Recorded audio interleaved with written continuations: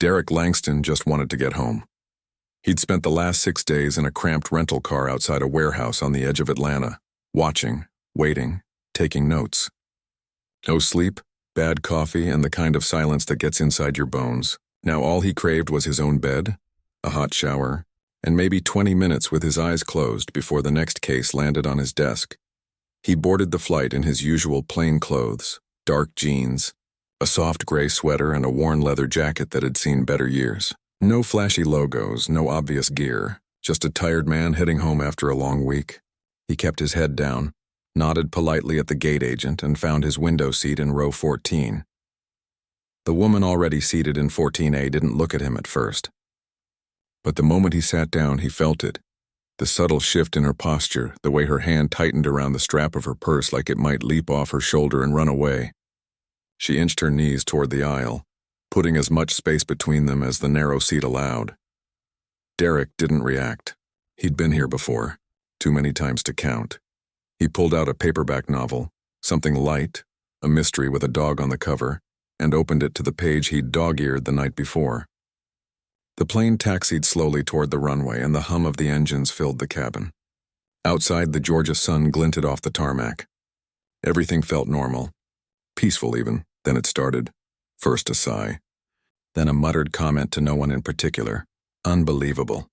Derek kept reading. A few minutes later, the woman leaned forward and flagged down a flight attendant, a young man with kind eyes and a name tag that read, Trevor. "Excuse me," she said, voice low but sharp. "I don't feel safe." Trevor crouched slightly to hear her better. "Is everything okay, ma'am?" She glanced at Derek, then back at Trevor, lowering her voice even more. "I'm sitting next to him, and he's been acting strange, staring, muttering. I don't know what he's capable of." Derek didn't look up. He turned a page slowly, deliberately. His heart beat steady, but his jaw tightened just a fraction. Trevor's expression shifted, concern, then caution. He gave Derek a quick, neutral glance before returning his attention to the woman. "Sir hasn't done anything unusual since boarding, ma'am. He's been reading the whole time." "That's what I'm saying," she hissed. "It's too quiet." "People like that, they're always quiet right before they snap." Trevor blinked. "People like that?" She caught herself, flustered. "You know what I mean." A few rows ahead, a man turned around. 2 teenagers in the back exchanged glances.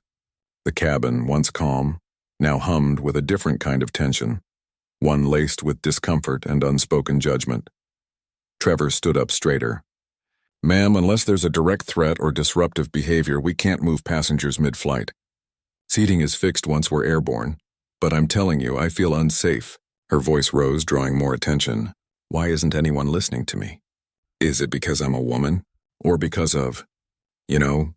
She trailed off, but her eyes flicked toward Derek again. This time, Derek looked up, not with anger, not with fear, just a quiet, steady gaze that held hers for a beat too long.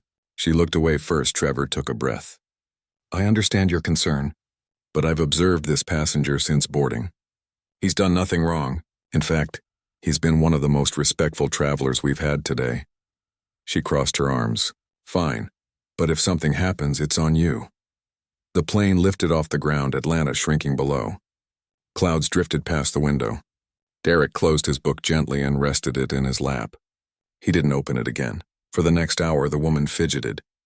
She checked her phone, pretended to sleep, then shot nervous glances at Derek every few minutes.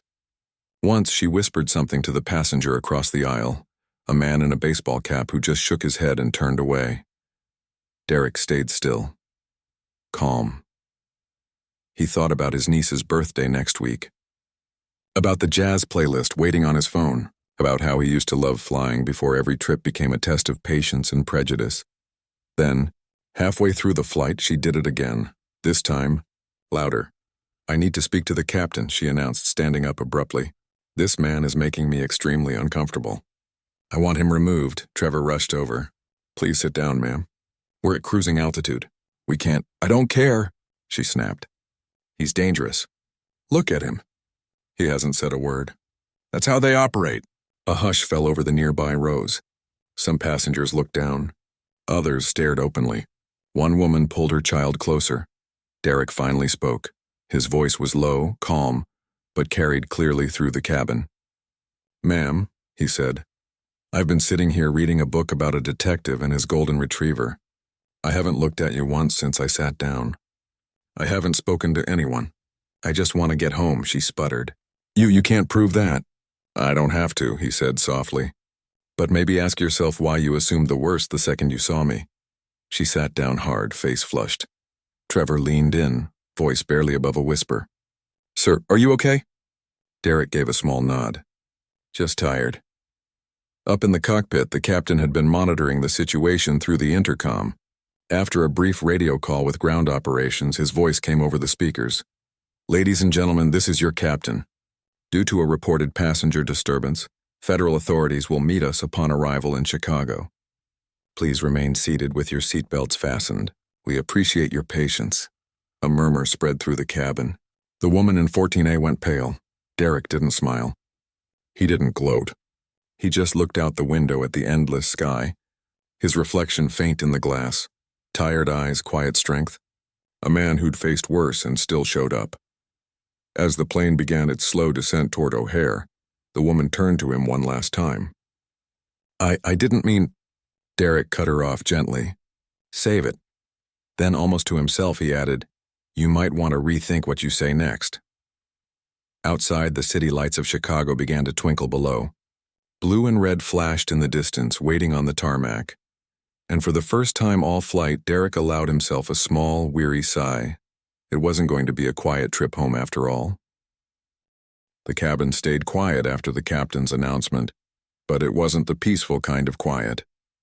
It was the kind that comes right before a storm, everyone holding their breath, waiting to see what happens next. The woman in 14A kept glancing at Derek, her fingers twisting the hem of her sweater. She tried to look composed, but her eyes darted toward the window every time a flight attendant walked by. She'd gone from angry to nervous, and now she was sliding fast into panic. A few rows back, a young guy with headphones around his neck leaned forward. "Hey," he said, voice low but clear. He's been sitting there reading the whole time. "I've had my eye on my screen, but even I noticed he hasn't moved, hasn't talked, hasn't done anything weird." The woman snapped her head toward him. "You don't understand how these people operate," she said, voice sharp. "They act normal until they're not." The young man blinked like he'd been slapped. He looked around as if searching for backup. A woman across the aisle shook her head slightly. Another passenger muttered, "That's not okay." Derek didn't react outwardly, but inside it stung. Not because it was new. He'd heard variations of that line since he was a kid, but because it was so casually cruel. Like his very presence was a threat just because of his skin. He thought back to his first week at the academy years ago. His instructor, a grizzled veteran with a limp and a dry sense of humor, had pulled him aside after a training exercise. "You're going to be twice as good just to be seen as half as trustworthy," he'd said. Not fair, but true. So be better, and be ready. Derek had taken that to heart, not out of bitterness, but out of necessity. He joined the Bureau not for the badge or the authority, but because he believed in fairness and because he knew someone like him in that role could change things, even in small ways. Now at 38, he was tired of proving he belonged. But here he was again. Up front, the flight attendants huddled near the galley. Trevor was talking fast into the intercom, relaying details to the cockpit. Another attendant, a woman with silver streaks in her hair and a no-nonsense walk, kept glancing back at row 14. She'd been on this route for 15 years. She'd seen it all. Drunk passengers, medical emergencies, even a mid-air proposal gone wrong. But this felt different. Ugly in a way that lingered. She walked back slowly and knelt beside Derek's seat, keeping her voice low. "You holding up okay?" He gave her a small nod. "Yeah, just frustrating." She hesitated, then said, "We've got your back. Whatever happens on the ground, you didn't do anything wrong." "Thanks," he said, and meant it. Meanwhile, the woman was trying to rally support. She turned to the man in 13A, an older gentleman with a newspaper. "Don't you think it's strange? A big guy like that so quiet? Doesn't that seem off to you?" The man lowered his paper slowly. "Lady," he said, voice calm but firm. "I served with men who looked like him in Korea. Saved my life more than once. So no, it doesn't seem off. It seems like you've got a problem I can't fix." She recoiled like she'd been burned. The tension in the cabin shifted. It wasn't just about her anymore. People were choosing sides, not with words, but with silence, with turned backs, with protective glances toward Derek. The air felt heavier, charged with something unspoken but powerful. Derek watched it all without moving. He wasn't looking for a confrontation. He never was. But he also wasn't going to shrink himself to make someone else comfortable with their prejudice. As the plane began its descent into Chicago, the captain came on again. "We'll be landing in about 15 minutes. Please remain seated. Law enforcement will be at the gate to assist with the reported incident." The woman's hand started shaking. She pulled out her phone, typed something fast, then put it away. Her breathing got shallow. Derek finally turned to her. Not with anger. Not with mockery. Just with a quiet intensity that made her freeze. "Ma'am," he said, voice low enough that only she could hear. "You spent the last hour accusing me of being dangerous, just because I'm a black man sitting next to you. You told people I was muttering threats when I hadn't said a word. You made a scene that forced this crew to involve federal agents. And for what? Because I didn't look the way you expected?" She opened her mouth, but no sound came out. "You might want to rethink what you say next," he added. "Because the people waiting down there, they're not going to care about your feelings. They're going to care about facts.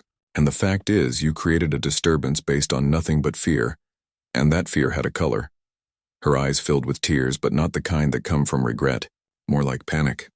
Like she was realizing, too late, that the story she'd told herself didn't hold up in the real world. The plane dipped lower. The city lights spread out below like scattered stars. Derek leaned back, his hands resting on his knees. He wasn't scared. He'd dealt with worse in dark alleys and interrogation rooms in neighborhoods where his badge was both shield and target. But this hurt in a different way, because it wasn't about crime or danger. It was about being seen as less than human just for existing. A child 2 rows ahead pointed out the window. "Look, Mommy, we're landing." The mother smiled softly and squeezed her daughter's hand. Normal life continuing just a few feet away. Derek closed his eyes for a moment. He thought about his sister's voice on the phone last night. "You carry too much, Dee, you always have." He thought about his old neighbor, Mr. Ellis, who used to say, "Stand tall, son," even when they try to make you small. The wheels touched down with a gentle thud. The plane slowed, turning toward the terminal. Outside, 2 police cars and a black SUV with government plates waited near the jet bridge. Passengers began gathering their things, but no one stood up yet. Everyone was waiting. The woman in 14A fumbled with her seatbelt, her movements jerky. She kept glancing at Derek like he might vanish or pounce. He didn't move. He just sat there, calm, present, unshaken. When the seatbelt sign finally dinged off, the flight attendants made an announcement. All passengers except those involved in the incident may deplane normally. Please allow others to exit first. One by one, people stood, grabbed their bags, and filed out. Some gave Derek a nod. Others offered a quiet thank you or a sympathetic look. The young man from the back even gave him a thumbs up. Soon, only a handful of people remained. Derek, the woman, the flight crew, and a few passengers who'd been asked to stay as witnesses. Trevor approached Derek again. "They're going to want to talk to you first," he said quietly. "Just tell them what happened. You've got nothing to worry about." Derek stood slowly, stretching his shoulders. "I know." He walked toward the front of the plane, not with swagger, but with the quiet confidence of someone who'd faced fire and walked through it. Behind him, the woman sat frozen in her seat, staring at her hands like they might hold an answer. Outside, the cold Chicago wind whipped across the tarmac. Blue and red lights pulsed softly against the glass. Derek took a deep breath. He wasn't just going home anymore. He was walking into something bigger. Something that might not change the world, but could at least change one person's mind, or stop someone else from going through what he just did. And that was worth the extra hour. The jet bridge connected with a soft thump, and the cabin door opened with a hiss of pressurized air. Cold Chicago wind slipped in like an unwelcome guest. Outside, 2 local police officers stood beside a man in a dark suit. Federal, no question, with a radio clipped to his belt and eyes that scanned the plane like he'd done this 100 times. Derek stepped off first. He didn't rush, didn't look back. Just walked down the narrow corridor with his hands in his jacket pockets, shoulders relaxed but posture straight. The kind of walk that said, "I belong here," without needing to say a word. The federal agent met him halfway. "Special Agent Langston?" he asked, voice low. Derek nodded. "That's me." The agent gave a slight nod of respect. "I'm Agent Ruiz, Air Marshal Division. We got the call from the captain. Said there was a disturbance involving false accusations and possible bias-based harassment." "Yeah," Derek said. "That about covers it." Behind them, the woman from 14A finally emerged, flanked by Trevor and another flight attendant. She looked smaller now, shoulders hunched, eyes darting like she wanted to disappear into her coat. When she saw the officers, her breath hitched. Ruiz turned to her. "Ma'am, we're going to need you to come with us for a brief statement." She opened her mouth, then closed it. Nodded weakly. They moved to a quiet corner near Gate B12, away from the flow of deplaning passengers. A few curious onlookers slowed down, but airport security gently ushered them along. This wasn't a show. It was procedure. Ruiz pulled out a small notepad. "Agent Langston, can you walk me through what happened?" Derek kept it simple. "I boarded the flight in Atlanta, sat down, read a book, didn't speak to anyone. About an hour in, the passenger next to me started complaining to the crew that I made her uncomfortable. She claimed I was staring, muttering, acting suspicious. None of it was true. I hadn't even looked at her until she started causing a scene." He paused. "Then she demanded I be removed. Said people like me are quiet before they snap. When the captain announced law enforcement would meet us, she panicked. That's when I finally spoke up." Ruiz's pen moved steadily. "Did you identify yourself at any point during the flight?" "Not until right before landing," Derek said. "I showed her my credentials, just enough for her to see the badge and ID. Didn't make a spectacle. Just wanted her to understand she was accusing a federal officer of being a threat." "Based on nothing but his skin," Ruiz glanced up. "And her reaction?" "Shock. Fear. Regret, maybe. But mostly fear of consequences." The woman, standing a few feet away with a police officer, overheard. She blurted out, "I didn't know he was FBI. I felt unsafe." Ruiz turned to her calmly. "Ma'am, feeling unsafe doesn't give you the right to falsely accuse someone of being dangerous, especially when your fear is rooted in race. That's not just a misunderstanding. It's a safety risk on a commercial flight." She flinched. "I didn't mean it like that." "But you said it like that," Derek said quietly. "And words like that don't just hurt. They put people in danger. What if someone had believed you? What if a passenger had tried to handle me themselves? You don't get to cry safety while creating the very threat you claim to fear." She looked down, tears welling. "I'm sorry." Derek didn't respond right away. He wasn't looking for an apology. He'd heard plenty of those, empty, rushed, meant to ease the speaker's guilt, not heal the wound. Instead, he turned to Ruiz. "I'm not pressing charges right now, but I do want this documented. Officially. Because this isn't just about me. It's about every person who gets treated like a suspect, just for existing in the wrong seat, the wrong neighborhood, the wrong skin." Ruiz nodded. "We'll file a full incident report. The airline will get a copy. So will the Department of Transportation. And honestly, this kind of thing is exactly why we've been pushing for better crew training on bias-related disturbances." One of the local officers stepped forward. "We can still cite her for causing a public disturbance if you'd like." Derek shook his head. "No, but she should know this has consequences. Not jail, understanding. Maybe education, maybe reflection. Because if she walks away thinking, 'Oh, I got lucky,' nothing changes." The woman looked up, stunned. You don't want me punished?" "I want you to learn," he said. "Punishment doesn't fix ignorance, but maybe this moment will stick with you longer than a fine ever could." A silence settled over the group. Even the airport noise, rolling suitcases, distant announcements, the hum of overhead lights, seemed to soften. Ruiz closed his notepad.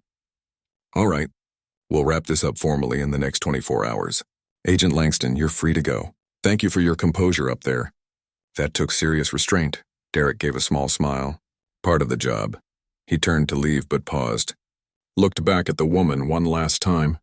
"Next time you feel unsafe around someone who looks different, ask yourself why, and maybe, just maybe, give them the same benefit of the doubt you'd want for yourself." Then he walked away. Not fast. Not angry, just done. He found a quiet bench near a coffee kiosk and sat down, finally letting his shoulders drop. The adrenaline was fading, leaving behind a deep weariness. He pulled out his phone. One missed call from his sister. A text from his partner. "Heard your flight got interesting, you okay?" He typed back, "Alive, tired, but okay." As he waited for his ride, he watched people pass by. Families reuniting, business travelers rushing, couples holding hands. Normal life moving forward. A little girl, maybe 6 years old, dropped her stuffed bunny near his feet. He picked it up and handed it back with a smile. "You almost lost your co-pilot," she grinned. "Thanks, mister." Her mom gave him a warm nod. No fear, no suspicion. Just human kindness. In that moment, Derek remembered why he did this work. Not for the badge, not for the authority, but for the quiet moments of connection, the ones that reminded him people could be decent if given the chance. His phone buzzed again. This time, an email notification. Subject line, "Urgent, request for debrief, behavioral analysis unit." He opened it. They'd seen the preliminary report, wanted to talk to him about turning this incident into a training module for airline staff and federal personnel, how to recognize and de-escalate bias-driven confrontations without escalating tension. He sighed, but it wasn't a sigh of frustration. It was the kind that comes when you realize your pain might help someone else avoid the same. He typed a quick reply. "Available tomorrow. Let's talk." Then he stood, slung his bag over his shoulder, and headed toward the exit. Outside, the Chicago evening was cold and gray, but the streetlights cast long, steady beams on the wet pavement. He didn't look back, because the real work wasn't in the confrontation. It was in what came after. And for the first time in hours, Derek felt like he was heading somewhere that mattered, not just home but forward. The next morning, Derek sat in a quiet corner booth at a diner 2 blocks from his apartment. Steam rose from a black coffee and the smell of toasted rye and bacon hung in the air. Outside, Chicago drizzle turned the sidewalks into mirrors. He hadn't slept much. Not because of the flight, though that was part of it, but because his mind kept circling back to the woman's face when he showed her the badge. The shock. The shame. The way her certainty had crumbled in seconds. He stirred his coffee slowly, watching the swirls fade. His phone buzzed on the table. A text from his sister. "You talked to anyone yet? Or are you going to bottle it up like always?" He smiled faintly. She knew him too well. Before he could reply, another notification popped up. An email from the airline's customer relations team. They'd opened an internal investigation. They wanted to speak with him about crew response, passenger safety protocols, and whether their staff handled the situation appropriately. They also mentioned they'd reached out to the woman, who'd agreed to participate in a restorative dialogue program if Derek was open to it. He wasn't sure he was. Not because he wanted to punish her, but because forgiveness felt too heavy when he hadn't even had time to process what happened. He took a sip of coffee, bitter, strong, just how he liked it, and thought about the call he'd gotten late last night from the behavioral analysis unit. They didn't just want a report.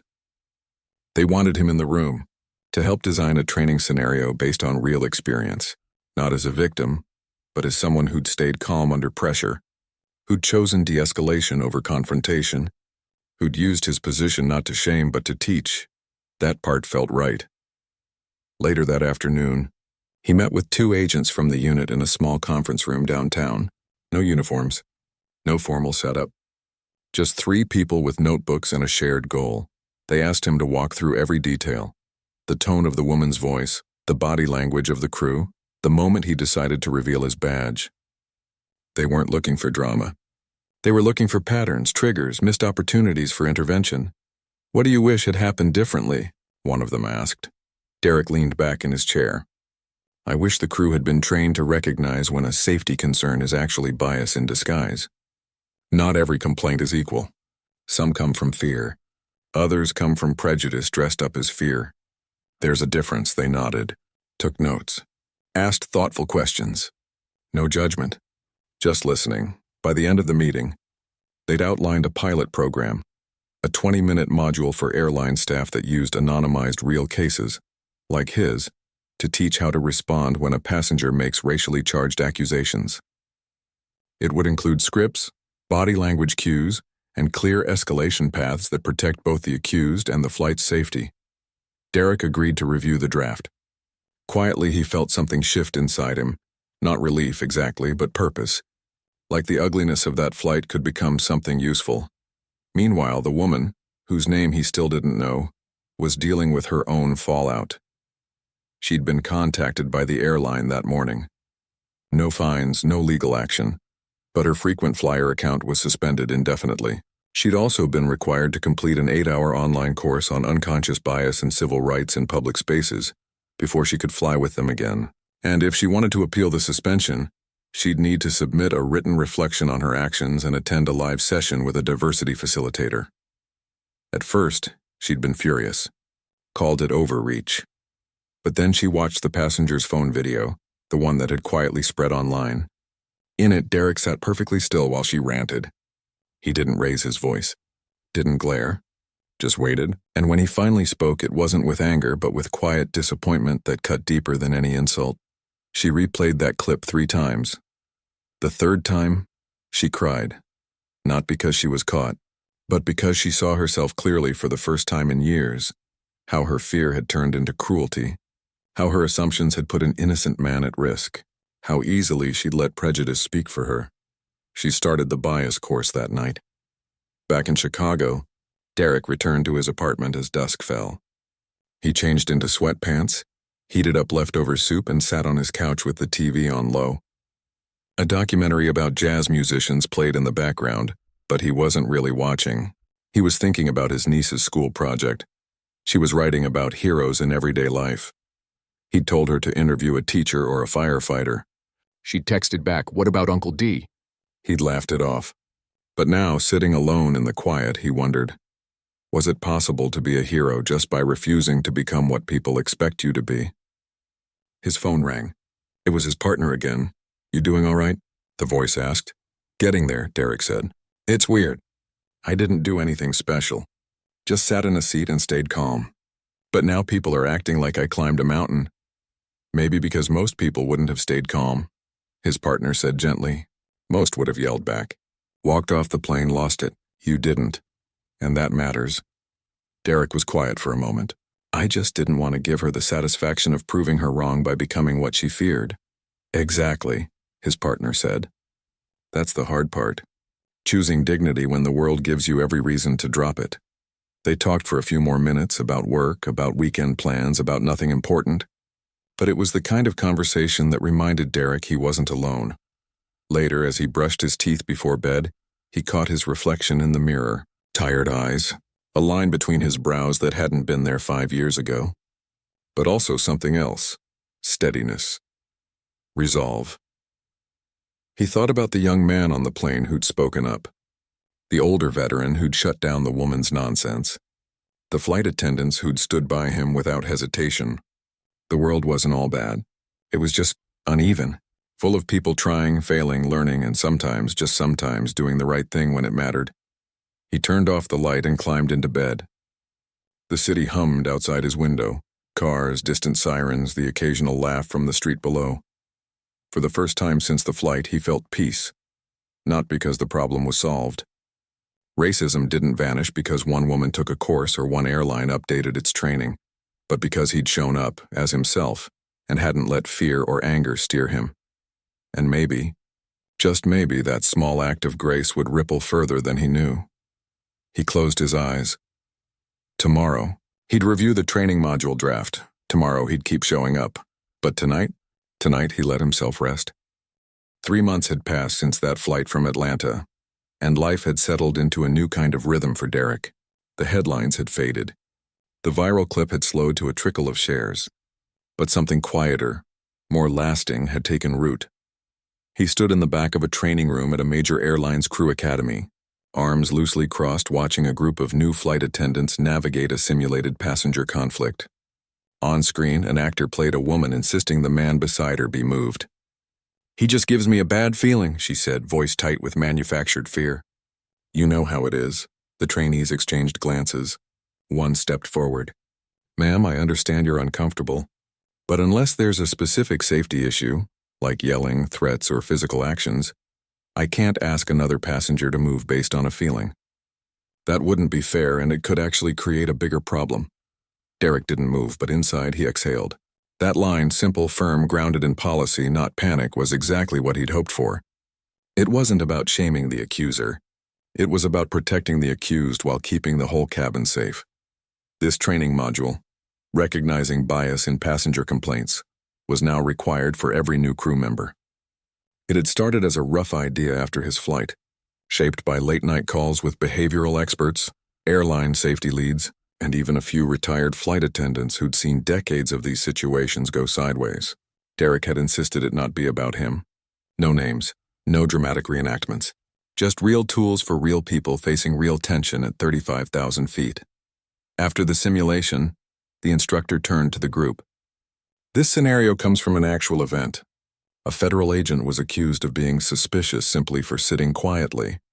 Because the crew stayed calm and followed protocol, the situation didn't escalate into something dangerous, but it could have.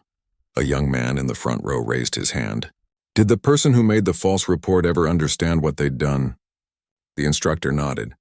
She completed a bias awareness program, wrote a personal reflection, and later volunteered with a community group that helps people recognize unconscious prejudice. She didn't have to, but she chose to. Derek hadn't known that part. He'd heard she'd finished the course, but not that she'd gone further. He felt a quiet shift in his chest, not forgiveness, not yet, but something close to respect. Growth was hard, and she'd done the work. Later that day, over coffee in the Academy's lounge, the airline's head of safety handed him a printed copy of their updated passenger policy. "We added a whole section on false accusations rooted in discrimination," she said. "Clear language, clear consequences, and your module is now part of our global rollout." Derek stirred his coffee. "Just glad it's helping." "It is," she said. "We've already had 2 incidents where crews used your framework to de-escalate before it blew up. No police, no trauma, just professionalism." He nodded. That was the goal. Not punishment, but prevention. That evening, he boarded a flight to Washington, D.C. for a bureau conference. This time, he wore his uniform. Dark slacks, pressed shirt, FBI windbreaker with the seal on the chest. No hiding, no blending in. At the gate, the TSA agent checked his ID, then did a double take. "Wait, you're that agent, aren't you? The one from the flight?" Derek gave a small smile. "Guilty." The agent shook his hand. "My sister's a flight attendant. She used your training last month, said it gave her the words she needed when a passenger started making comments about another traveler's religion. You helped her do her job better." Derek didn't know what to say. Just glad it worked. On the plane, the lead flight attendant recognized him right away. "Agent Langston," she said, voice warm but professional. "Welcome aboard. We've got you in 3A. Extra legroom on the airline." He chuckled. "You didn't have to. We wanted to," she said. "Not because of the badge, because of what you stood for." As he settled in, he noticed something different. No one stared. No one clutched their bags. A little girl across the aisle pointed and whispered to her dad, "Is that a real FBI guy?" Her father smiled. "Looks like it. Be respectful." During the flight, a passenger dropped a magazine near his seat. When Derek handed it back, the man said, "Thanks, sir," with a nod that carried genuine respect. Not fear, not curiosity, just simple human acknowledgement. It wasn't perfection. The world hadn't been fixed overnight. But in this small metal tube flying through the sky, things felt calmer, kinder. Back home a week later, a plain envelope arrived in his mailbox. No return address. Inside, a handwritten note on simple paper. "I don't expect you to read this, but I needed to write it. I was wrong. Deeply, shamefully wrong. I let fear override my humanity, and in doing so, I stripped yours away, even if just for a moment. The course helped. But what really changed me was seeing your face in that video. Calm, dignified, refusing to become what I assumed you were. I'm working with a local group now to help others recognize their own blind spots. It's slow. It's hard. But it's necessary. Thank you for not giving up on people like me, a woman still learning." He read it twice, then folded it carefully and placed it in his desk drawer, not as a trophy, but as a reminder that people can change even when it's messy and late. A few days after that, he got a call from an international aviation safety group. They wanted to adapt his training for crews in Europe and Asia. Would he consult on cultural nuances? He said yes because the work wasn't about one flight. It was about making sure the next person, anywhere, anytime, didn't have to endure what he did. One quiet Sunday morning, Derek sat on his apartment balcony with a fresh cup of coffee. The city hummed below, cars, distant laughter, the clink of a neighbor's wind chime. He thought about all the times he'd boarded a plane bracing for suspicion, for sideways glances, for the weight of being seen as a threat just for existing. But now, when he flew, he didn't carry that armor the same way. Not because the world had become perfect, but because he'd helped build a small shield, not just for himself, but for others. His phone buzzed. A text from his niece. My teacher said my everyday hero project made her cry. She wants to use it in next year's class. You're officially educational material now. He laughed out loud. Later that day, he walked through the park near his building. Kids played soccer. An elderly couple shared a bench. A street musician played a soft jazz tune on a saxophone. He stopped to listen. The music floated through the air, warm, steady, full of feeling. And for the first time in a long time, Derek didn't feel like he had to prove he belonged. He just did. Not because of a badge, but because he'd shown up, again and again, with patience, with dignity, with hope. And sometimes that's enough to change the air we all breathe.